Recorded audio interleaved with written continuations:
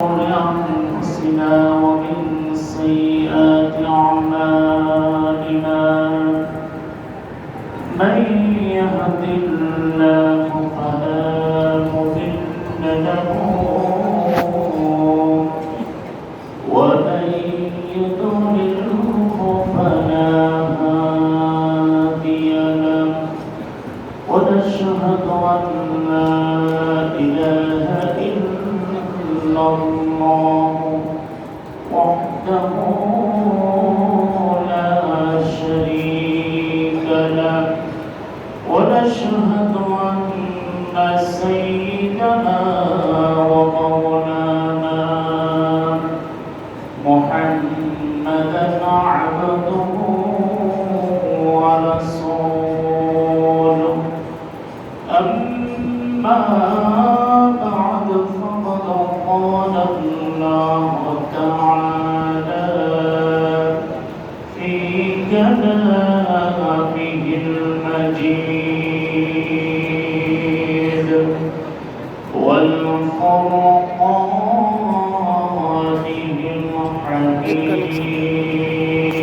الحميد أعوذ بالله من الشيطان الرجيم بسم الله الرحمن الرحيم منها خلقناكم وفيها نعيدكم ومنها نخرجكم تارة أخرى اللهم صل على محمد وعلى آل محمد كما صليت على إبراهيم وعلى آل إبراهيم إنك حميد مجيد اللهم بارك على محمد وعلى آل محمد كما باركت على إبراهيم وعلى آل إبراهيم إنك حميد مجيد لا إله إلا الله لا إله إلا الله لا إله إلا الله لا إله إلا الله لا إله إلا الله لا إله إلا الله لا إله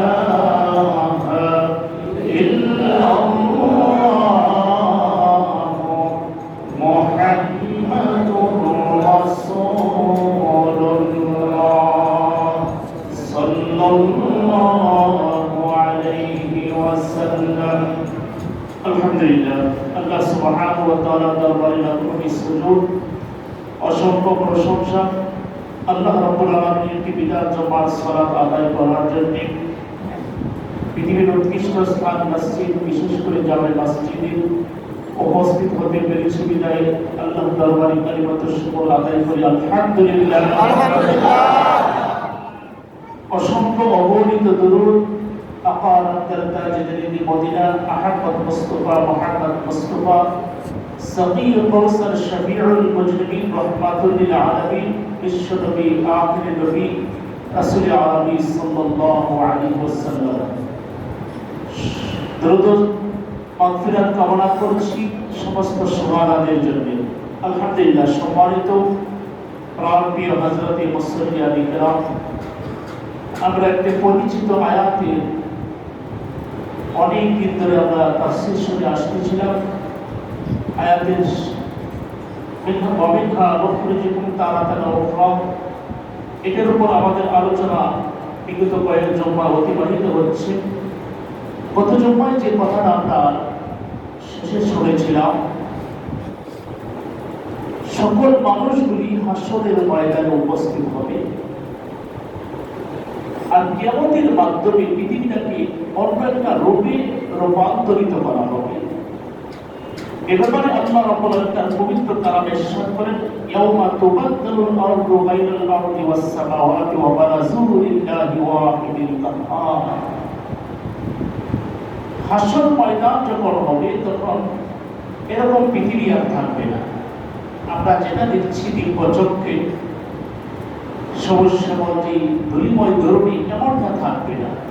আলাদা একটা পৃথিবী আল্লাহ তাআলা তৈরি করবেন, যেটা আমরা গত জুমায় কিছু আমি আপনাদেরকে অল্প কিছু বলেছিলাম। সেখানেও আবার সূর্য থাকবে, প্রথমত শিকায় ফু দেওয়ার দ্বারা, প্রথম শিকা ফু দেওয়ার দ্বারা আসমান চৌচির হয়ে যাবে, তারকাগুলি খুশি খুশি পড়বে। তারপরে আল্লাহ সুবহানাহু ওয়া তাআলা আরেকটা যে জমিন আল্লাহ তাআলা তৈরি করবেন, আসমান তৈরি করবেন, এটা হবে বর্তমান স্থান থেকে ভিন্নতর হবে, একদম নতুনত্ব আল্লাহ সুবহানাহু ওয়া তাআলা নিয়ে আসবেন। যাই হোক, গত জুমায় আমি বলেছিলাম যে সকল মানুষ অলঙ্ঘী হাসরের ময়দানের দিকে যেতে থাকবে। সকলেরই ভিতরে একটা ভয় ভয় কাজ করবে, হতাশা, ভিতর সন্ত্রস্ততা, না জানি কি হয়ে যায়, না জানি কি হয়ে যায়, এমন একটি ভাব সকলের চেহারায় পরিলক্ষিত হবে। অর্থাৎ পেরেশান পেরেশান ভাব তার চেহারায়, প্রত্যেকটি মানুষের চেহারায় প্রস্ফুটিত হতে থাকবে। একজন ব্যতীত আমার নবী মুহাম্মদ মুস্তাফা সাল্লাল্লাহু আলাইহি ওয়াসাল্লাম, ওনাকে ব্যতীত এনাফসি এনাফসি সকলেই বলবে। এই দিনটা হবে অত্যন্ত কঠিন দিন। ওই দিনে মানুষকে আল্লাহ রাব্বুল আলামিন কয়েকভাবে উদ্ধৃত করবেন। যেমন আল্লাহ রাব্বুল আলামিন তার পবিত্র কালামে ইরশাদ করেন, ওয়ানাহশুরুহুম ইয়াওমাল কিয়ামাতি আলা ওয়ুজুহিহিম উমিয়াও ওয়া বুকমান ওয়া সুম্মান ওয়া মা'ওয়াহুম জাহান্নাম كلما خبت زدناهم سعيرا।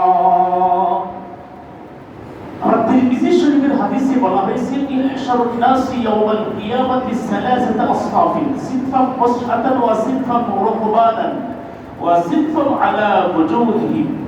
কোরআনে কারীমে সূরা বনী ইসরাঈলের 57 আয়াতে বলা হয়েছে, আল্লাহ রাব্বুল আলামিন মানুষদেরকে কাহাকে তুলবেন, অন্ধ অবস্থায় থাকবে। কিছু মানুষ চেহারা অন্ধ থাকবে, অথচ এই মানুষটার দুনিয়ার প্রতি চোখের জ্যোতি ছিল, দুনিয়ার প্রতি তার চোখের জ্যোতি ছিল, কিন্তু হাসর ময়দানে তার চেহারা তার চোখে জ্যোতি থাকবে না, অন্ধ অবস্থায় উত্থিত হবে।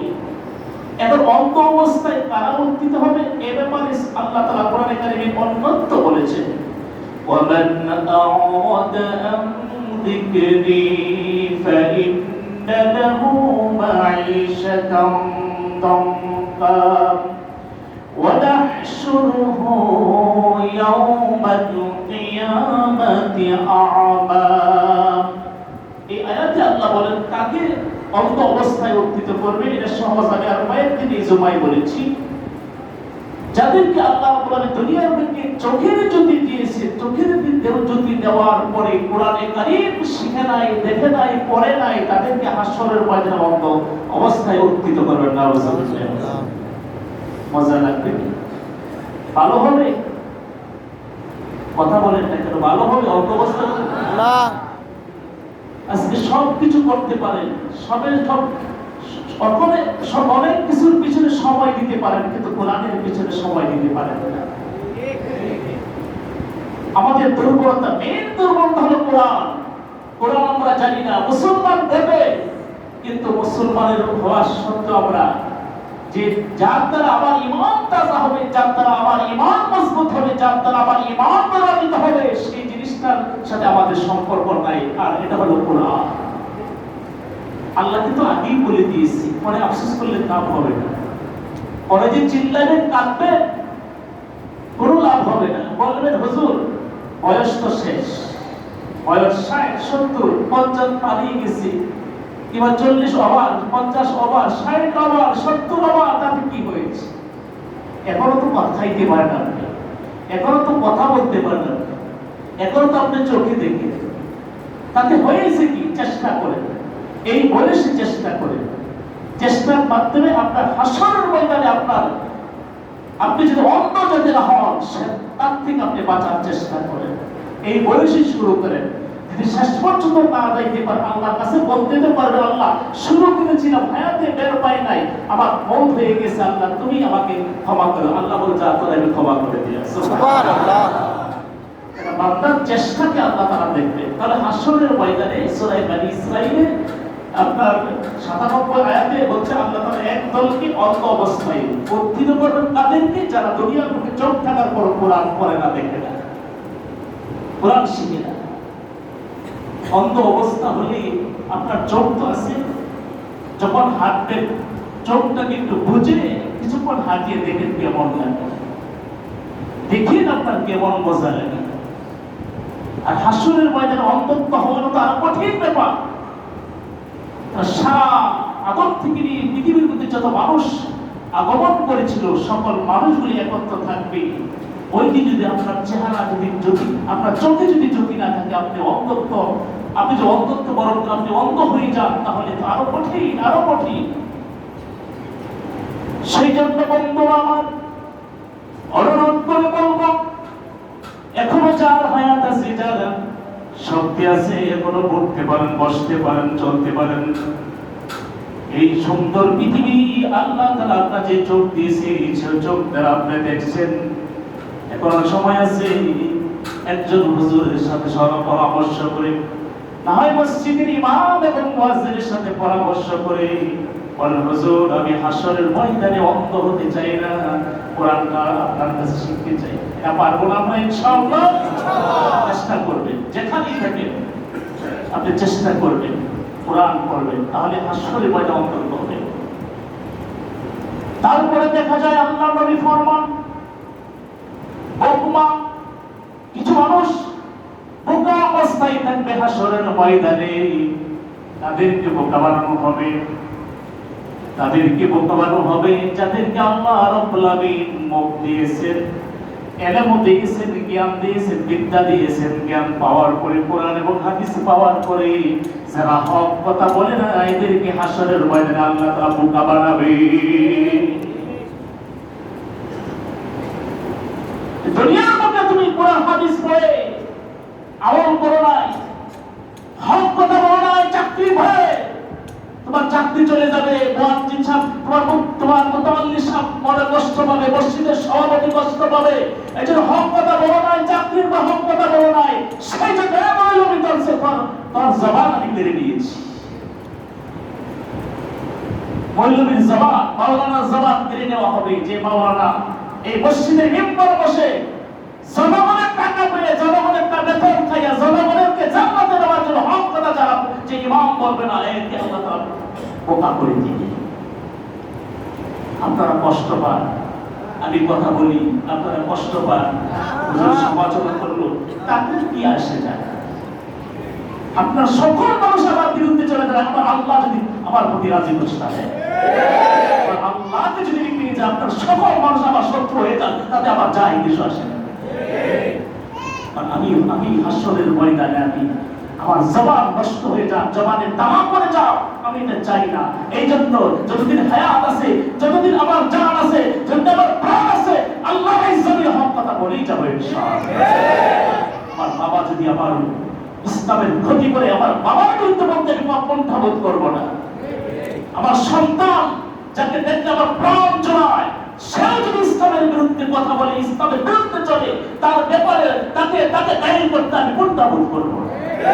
আপনারা তো পরের কথা, আপনারা তো পরের কথা। আপনারা কি বলবেন না বলবেন ওইটা আমি ওই চিন্তা আমি পরোয়া করি না, ওই চিন্তা আমি করি না।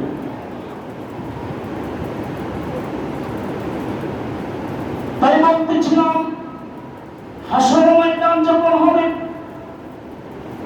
কিছু মানুষ অন্ধ হয়ে যাবে, আর কিছু মানুষ তার জবান থাকবে না, উত্তর কথা বলতে পারবে না। তিরমিজি শরীফের হাদিসে বলা হয়েছে হাসর ময়দান যখন উপস্থিত হবে কঠিন একটা সময় হবে, এই কঠিন সময়ে আল্লাহ রাব্বুল আলামিন তিরমিজি শরীফের বর্ণনায় তিনভাবে মানুষকে উত্থিত করবেন। সিনফাম রুকবানান, এক প্রকার মানুষকে আল্লাহ রাব্বুল আলামিন বাহন দিয়ে দিবেন, বলেন সুবহানাল্লাহ। এই বাহনটা আল্লাহ হাবিব আমাদের জন্য মঞ্জুর করেছেন। এটা মেরাজের মাস। মেরাজ শরীফে আল্লাহ রাব্বুল আলামিন তার বন্ধুকে যখন অর্থাৎ জান্নাতে যখন বোরাক পাঠিয়েছিলেন, জিবরাইল বলে ইয়া রাসূলুল্লাহ, এই যে বোরাকের সওয়ার হয়ে সাত আসমান পাড়ি দিয়ে তকদীরের বাদ পাড়ি দিয়ে হাউজে কাউসার পাড়ি দিয়ে দুইটি দরিয়া পাড়ি দিয়ে বেহেশতের গেট পাড়ি দিয়ে বেহেশতের ভবন পাড়ি দিয়ে সিদরাতুল মুনতাহা পাড়ি দিয়ে তারপরে যাবেন আপনি কাবায়ে কাউসার পাড়ি দিয়ে উলুল মাকাম পাড়ি দিয়ে আল্লাহর আরশে গিয়ে কথা বলবে। সুবহানাল্লাহ। জিবরাইল অত্যন্ত একটি সুন্দর হাদিয়া দিয়েছে, অফার দিয়েছে।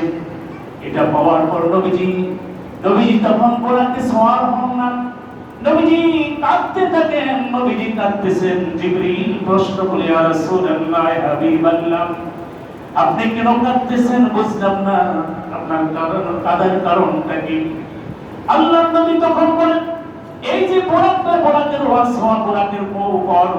সওয়ার হওয়ার পর এই বোরাকটা আমার জন্য স্টক করে রেখে দেওয়া হবে। হাসরের ময়দানে যখন আমি শাফিউল মুজরিমিন হব, ওই শাফিউল মুজরিমিন যখন হব, আল্লাহ রাব্বুল আলামিন এই বোরাকটা আমাকে দান করে বোরাকের উপর সওয়ার হইয়া আমি নবী তখন আমার উম্মতের সুপারিশ করব, বলেন সুবহানাল্লাহ। সুবহানাল্লাহ। আল্লাহ নবী তখন জিবরিল আমি বোরাক পেয়ে গেলাম, আমি সওয়াব পাবো, কিন্তু আমার উম্মতগুলি হাসরের ময়দানে অত্যন্ত দুর্বিষহ সময়, অত্যন্ত কঠিন সময়। নবীজি কথা বলার পর চোখের পানি জড়িয়ে দিলেন। নবী বললেন, ও আমার জিবরাইল, তুমি জানো না হাসরের ময়দান কত কঠিন ময়দান হবে, অত্যন্ত কঠিন একটি সময় হবে। সূর্যটা আল্লাহ রাব্বুল আলামিন এক মাইল উপরে স্থাপন করবেন। মুসলিম শরীফের হাদিসে বলা হয়েছে, তাকদিস শামসু ইয়াওমাল কিয়ামাতি মিনাল খালকি হাত্তা তাকুনা কামিত্তারবিল। নবীজি ফরমান, এই সূর্যের তেজময় উদ্দীপ্ত সূর্য যার কেন্দ্রের ভিতরে 1,50,00,000 সেন্টিগ্রেড তাপ আছে। সেন্টিগ্রেড বলা হয়, তাপের এককে সেন্টিগ্রেড বলা হয়। এটা অনেকেই বুঝতে হুজুর তো ওইটাই কিন্তু আপনারা শুনলেন, কিন্তু মনের মধ্যে কিছুই কাটতো না। বোঝাচ্ছি আমরা যে পানি গরম করি, একটা পানি ফুটতে হলে 174 থেকে 200 সেন্টিগ্রেড তাপ দিলে পানিটা তখন ফুটে, পানিটা গগন ধরে। আচ্ছা, যে পানিটা 175 থেকে 200 সেন্টিগ্রেড উত্তাপের মাধ্যমে পানিতে বগল করে, এটাকে আমরা মনে হয় ভালো করে হাত ঢুকাইতে পারি নাকি? হাত ঢুকাইতে পারি? ঢুকাইলে কি হবে? ফোসকা পড়ে যাবে। তাহলে 200 ধরলাম, 200 তাপ শক্তি। একটা লোহা, এই যে বড় বড় জিনিস থেকে বড় বড় লোহা কেটে গলায় ছোট ছোট জিনিস তৈরি করা হয়। এই লোহাকে গলাইতে হলে, একটা শক্ত লোহাকে গলাইতে হলে 1430 সেন্টিগ্রেড তাপ দিলে তখন একটা লোহা গলে তখন পানির মতো হয়। লোহাটা গলে পানির মতো হয়। আচ্ছা, লোহার থেকে কি আমরা বেশি শক্তিশালী? আমরা কি বেশি শক্ত? লোহা আমাদের থেকে আরো বেশি শক্ত।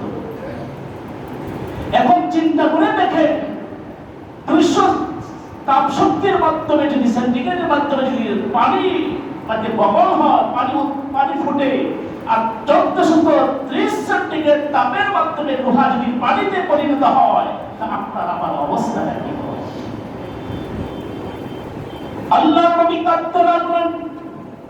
নবীজি কাঁদে আর বলে, জিবরীল তুমি জানো না হাসর ময়দান যখন কায়েম হবে, এই সূর্যটাকে বান্দাকে আল্লাহ তাআলা বেশি ভালোবাসেন, বেশি মহব্বত করেন। বিধায় আল্লাহ রাব্বুল আলামিন সূর্যে আরো 11টা মুখ আছে, উপর দিকে দিয়ে দিয়েছে, আর একটা মুখ নিচ দিকে দিয়েছেন। কতটুকু উপরে সূর্যটা স্থাপন করলে বান্দার সমস্যা হবে না, বান্দার ঘর বাড়ি জেলে পড়ে ছাই হবে না, বান্দার জমিনের ফসল নষ্ট হবে না। কতটুকু উপরে স্থাপন করলে, সেই জন্য আল্লাহ রাব্বুল আলামিন 13,30,00,000 মান উপরে সূর্যটা উপরে নিয়েছেন, যাতে বান্দার কষ্ট যাতে না হয়। বান্দার আমার হাসর ময়দান যখন কায়েম হবে, সূর্যের তার ভিতরে 1,50,00,000 সেন্টিগ্রেড তাপগুলি আল্লাহ রাব্বুল আলামিন সহ একবার উপরে স্থাপন যখন করবেন, বান্দা ও মানুষ তখন সেই যে পৃথিবীটা আল্লাহ রাব্বুল আলামিন তৈরি করবেন, ওই পৃথিবীর অবস্থা এমন হবে, মাটি থাকবে না, সূর্যের তাপের কারণে সেটা তামার মতো হয়ে যাবে। মানুষ যখন পা রাখবে তখন পায়ের ছাপড়াগুলি বসে বসে পড়তে থাকবে। মানুষের শরীরের চামড়াগুলি, শরীরের চর্বিগুলি, গোশতগুলি বলতে থাকবে, ঘাম প্রবাহিত থাকবে। আল্লাহ নবী ফরমান, তাবতিশ-শামসু ইয়াওমাল কিয়ামাতি বিলা খালকি হাত্তা তাকুনু মিন কামিদারি বিন ফামিনহুম মান ইয়াকুনু ইলা কাবাইহি মিনাল আরদি মান ইয়াকুনু ইলা কাবাইহি। নবীজি ফরমান, সেই কঠিন দিনে মানুষের শরীর থেকে এতই ঘাম বাহির হবে, এতই ঘাম বাহির হবে, দেখা যাবে কাহারো তকনা পর্যন্ত, টাকনু পর্যন্ত, কাহারো হাঁটু পর্যন্ত, কাহারো কোমর পর্যন্ত, কাহারো বুক পর্যন্ত, কাহারো গলা পর্যন্ত। অর্থাৎ সেই দিনটা হবে আল্লাহর কুদরতের বহিঃপ্রকাশ, সেই দিনটা হবে আল্লাহর কুদরতের বহিঃপ্রকাশ। যার পাপ যত বেশি হবে, সেই ব্যক্তির কামের ভিতর তত থাকবে, যার পাপ থাকবে না তাকে কামে স্পর্শ করবে না। সুবহানাল্লাহ। যার পাপ থাকবে না তার দাম হবে না। আর দাম কি বলতে, এই দাম ঠান্ডা না, উত্তপ্ত পানি থেকে আরো বেশি, 1000 গুণ বেশি হবে সেই দামের দাম। নবীজি এই অবস্থা শুনে, যেহেতু জানেন আল্লাহ রাব্বুল আলামিন জানিয়ে দিয়েছেন, নবীজি তখন কাঁদতে লাগলেন, জিবরীল আমি বুরাক পাইলাম, সেই বুরাকের উপর সওয়ার হব, আর আল্লাহ রাব্বুল আলামিন কাল হাসরের ময়দানে যাকে বাহন দিবেন, ওই যে বাহনের উপর যারা সওয়ার হবে তার শরীরে, মাথার উপর সূর্যের তাপ লাগবে না। সুবহানাল্লাহ। যাকে বাহন দেওয়া হবে সূর্যের তাপ তার উপর লাগবে। আল্লাহ নবী তখন কাঁদতে লাগলেন, নবী ওঠেন না, গোলাকে সওয়ার হন না। জিবরাইল বললেন, ইয়া রাসূলুল্লাহ তাড়াতাড়ি সওয়ার হন। আল্লাহ নবী তার অভিব্যক্তি প্রকাশ করে দিলেন, না আমাকে আল্লাহ পুরাক তিনি বাহন দিবে, আমার উম্মতগুলি হাসরের ময়দানে তাকে বাহন দেওয়া হবে কিনা আমি আজ পর্যন্ত, এখন পর্যন্ত আমি জানি না। হ্যাঁ জিবরীল, আমার উম্মতগুলিকে যদি আল্লাহ রাব্বুল আলামিন যদি বাহন না দেন, তাহলে আমি নবী মুহাম্মদ পুরাকের উপর সওয়ার হব না। আল্লাহ রাব্বুল আলামিন সঙ্গে সঙ্গে আয়াত নাযিল করলেন। আল্লাহ রাব্বুল আলামিন জানিয়ে দিলেন, হে জিবরাইল আমার বন্ধুকে জানিয়ে দাও, আমি জানি আমার বন্ধু উম্মতের পাগল, উম্মত ছাড়া কিছুই বুঝে না। আমার বন্ধুকে জানিয়ে দাও তার খাস উম্মত যারা হবে হাসর ময়দানে, তাদেরকে সকলকে একটি করে বাহন দান করো। বলেন সুবহানাল্লাহ। নবীজি দেখেন আপনার আমার জন্য কত উপকার না করেছে, কত উম্মতের দরিদ্র ছিলেন, আর আমরা দিনে রাতে নবীজির সুন্নতের খেলাফ কাজ করি। আপনার মুখে দাঁড়িয়ে নাই, আমার মুখে দাঁড়িয়ে নাই, আর আপনি বলতেছেন আমি নবীর উম্মত। ফালতু উম্মত। তোমার মুখে দাঁড়িয়ে নাই, তোমার তুমি উম্মত। কে কইছে উম্মত? তুমি মিথ্যাবাদী উম্মত। নবীর মহব্বতে তুমি দাঁড়িয়ে রাখতে পারো না, আর ওই নবীর সুপারিশ তুমি আশা করো। ফাইজলামি চূড়ান্ত সীমায় তুমি পৌঁছে গিয়েছি। দাঁড়িয়ে রাখতে হবে নবীর উম্মত হতে হলে। পুরুষের বৈশিষ্ট্য হলো দাড়ি।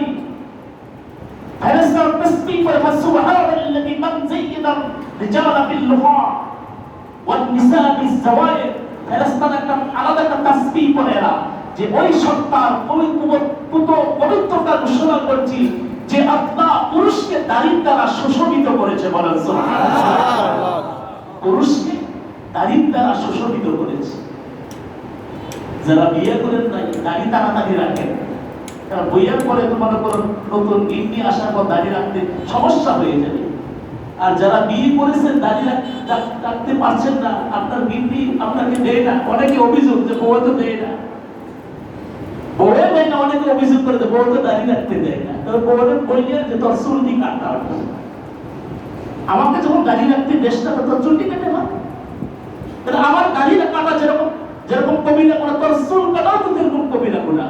আমার দাড়ি রাখা যেরকম ওয়াজিব, তোর চুল রাখাও যেরকম ওয়াজিব। আর ভুলের কথা যারা শুনে দাড়ি কাটবেন, এরা কিন্তু নবীর শাফায়াত পাবেন না। এরা নবীর শাফায়াত পাবে না। এখন নবী বড় আপনি নিজে বিবেককে প্রশ্ন করেন। বউ তো আপনাকে শাফায়াত করে সুপারিশ করে আপনাকে জান্নাতে নিবে না, নবী আপনাকে জান্নাতে নিবে। সামান্য একটা সুন্নতিটা রাখতে পারেন না, যে গোলা দেখা যায়। আরে ভাই, যখন সময় হয়েছে আল্লাহ তখনই আপনাকে দাঁড়িয়ে দিচ্ছে।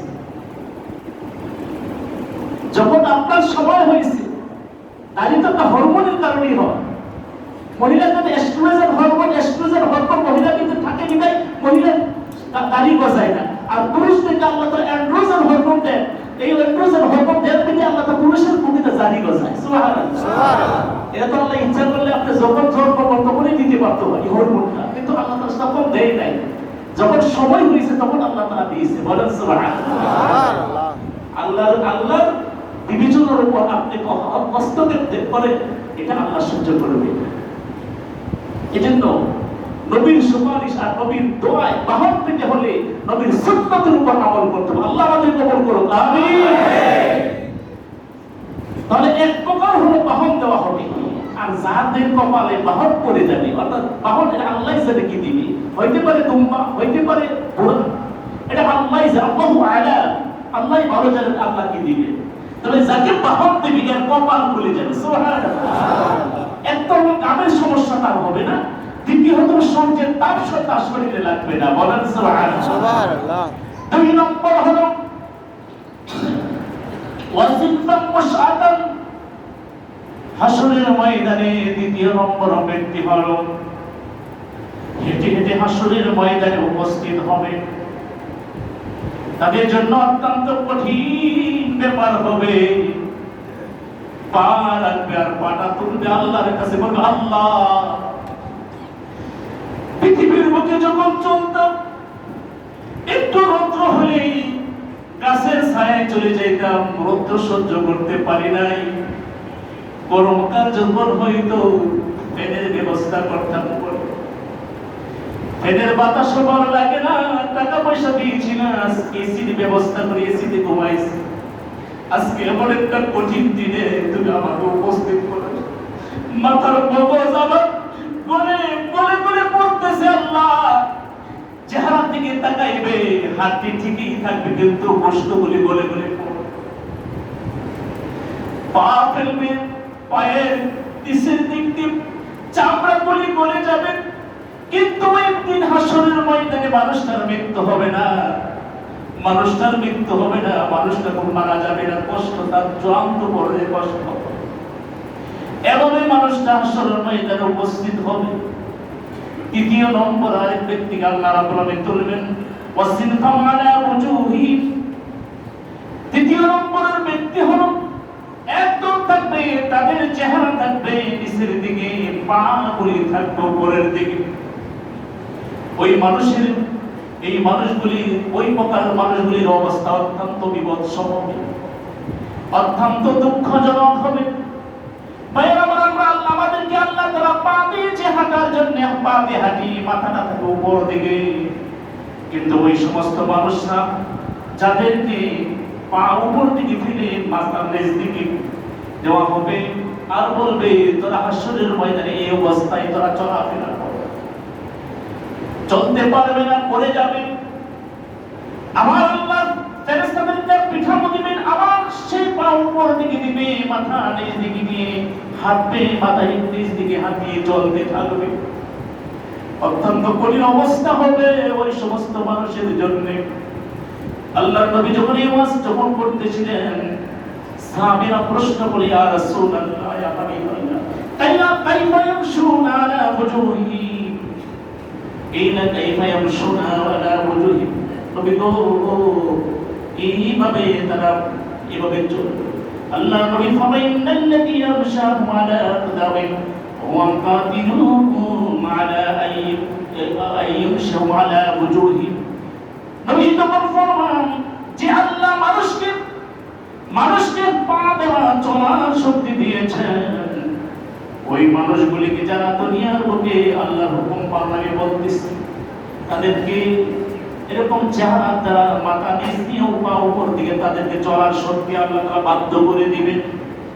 সাহাবারা প্রশ্ন করে, ইয়া রাসূলুল্লাহ, ওই মানুষরা কারা যারা যাদের পা উপরে থাকবে, মাথা নিচ দিকে থাকবে? মুহাদ্দিসিনে কেরাম বলেন, ওরা ওই সমস্ত মানুষ যারা দুনিয়ার বুকে সমস্ত কিছু চলছে কিন্তু তার নামাজ চলে নাই। ঠিক, সমস্ত কিছু করেছে, নামাজ পড়ে নাই, আল্লাহকে সিজদা দেয় নাই, নামাজ পড়ে নাই, রুকুতে যায় নাই, সিজদা দেয় নাই, দুনিয়ার সমস্ত কাজ তার চলতে কিন্তু নামাজ সে পড়ে নাই। যারা নামাজ পড়ে নাই, যারা নামাজ পড়ে নাই, তাদেরকে আল্লাহ রাব্বুল আলামিন এই অবস্থা করবেন। বন্ধুরা আমার, খুবই কঠিন অবস্থা হবে, খুবই কঠিন অবস্থা হবে। যারা আজকে আমরা নামাজ ছেড়ে দিয়েছি, নামাজ যারা পড়ি না, আল্লাহকে হাসরের ময়দানে আল্লাহ রাব্বুল আলামিন বলবেন, বান্দারে তোকে জান্নাত দেব। দুনিয়ার বুকে তো অনেক তো সেজদা দিয়েছে, একটা সেজদা, লাস্ট একটা সেজদা আমার সামনে দিকে, আমাকে না দেখে দেখে তোমরা সেজদা করেছো। দুনিয়ার বুকে আমি গায়েব ছিলাম, আমি গায়েবী, আল্লাহকে তোমরা না দেখে তোমরা সেজদা করেছো। আজকে তোমাদের সামনে আমি বসলাম, আমাকে দেখে একটা সেজদা দাও, সেজদা দিয়ে জান্নাতে চলে যাও। সুবহানাল্লাহ। ইয়াউমা ইউকশাফু আন সাকিন ওয়া ইউদউনা ইলা সুজুদ ওয়া হুম সালিমুন খাশিয়াতান আবসারুহুম তাদহাকুম বিল্লাহ। আল্লাহ রাব্বুল আলামিন সকল মানুষের সামনে হাসরের ময়দানে সিংহাসনে বসবেন, সিংহাসনে বসেন। বুখারী শরীফে বলা হয়েছে, ইকশিবু রাব্বুনা আন সাকিহি, সিংহাসনে বসার পর আল্লাহ রাব্বুল আলামিন ওনার কুদরতের শরীরের কুদরতের যে পোশাকটা আছে, এটা আস্তে আস্তে করে উপর দিকে টানতে থাকবেন। বলেন সুবহানাল্লাহ। বন্ধুরা আমার, কাপড় যখন উপর দিক থেকে যখন টানে, তখন নিচ দিক দিয়ে খালি হয়, উন্মুক্ত হয়। তখন আল্লাহ রাব্বুল আলামিন কাপড়টা যখন ওনার শরীর থেকে কাপড় যখন টানবেন, তখন ওনার পায়ের গোছা উন্মুক্ত হয়ে যাবে। বলেন সুবহানাল্লাহ। আল্লাহর পায়ের গোছা উন্মুক্ত হয়ে যাওয়ার পর পা থেকে আল্লাহর কুদরতি পা থেকে যে নূর বাহির হবে, দুনিয়ার বুকে আমরা যারা নামাজ পড়েছি, আল্লাহ সেই নূর দিকে সঙ্গে সঙ্গে সেজদায় পড়ে যাব। সুবহানাল্লাহ। সঙ্গে সঙ্গে সেজদায় পড়ে যাব, সেজদায় তো পড়েই থাকবো। আল্লাহ খুশি হয়ে যাবে, আল্লাহ খুশি হয়ে যায়, বলবে আমার বান্দারা, তোরা আমাকে সেজদা দিয়ে সেজদা দিয়েছিস, আমরা সেজদা থেকে বাধা উত্তোলন করতে চাইবো না, এতই মজা লাগবে। আল্লাহকে দেখিয়ে যে সেজদা দিব, সুবহানাল্লাহ, আল্লাহকে দেখিয়ে যে সেজদা দিব, এতই মজা লাগবে, আমাদের উঠতে মনে চাইবে না। আল্লাহ তখন বলবে, বান্দারা ওঠ, তোদেরকে জান্নাতে পৌঁছাবো। সুবহানাল্লাহ। কিছু মানুষ দাঁড়িয়ে থাকবে, ويبقى من يسجد في الدنيا رياء وسمعة। কিছু মানুষ দাঁড়িয়ে থাকবে, আল্লাহকে সেজদা দিতে পারবে না, আল্লাহ রাব্বুল আলামিন বলেন বান্দারে সিজদা কেন দিচ্ছিস না? সিজদা দিয়ে একটা সিজদা দিয়ে জান্নাতে চলে যা। তাদের কপালে হবে না যারা আজকে নামাজ ছেড়ে দিয়েছে, যারা নামাজ যারা পড়ে না এদের কপালে সেই দিন সিজদা হবে না। হাদিসে বলা হয়েছে, বুখারী ও মুসলিমের হাদিস, এদের গাল থেকে নিয়ে কোমর পর্যন্ত স্টিলের মতো হয়ে যাবে, চেষ্টা করবে আল্লাহকে সিজদা দেওয়ার জন্য, কিন্তু উপর পেছন দিকে পড়ে যাবে। নাউজুবিল্লাহ। সেজন্য বন্ধুরা আমার, যারা দুনিয়ার বুকে নামাজ যারা পড়ে না, যারা নামাজের অবস্থা বানায়, ওদের সিজদা যেহেতু আল্লাহকে দেশ নাই দুনিয়ার বুকে, সিজদা দেওয়াবে আল্লাহ, ওটা হাসরের ময়দানে কষ্ট দিয়ে, তোর চেহারা নিজ দিয়ে মাথা উপর দিকে দিয়ে আল্লাহ সুবহানাহু ওয়া তাআলা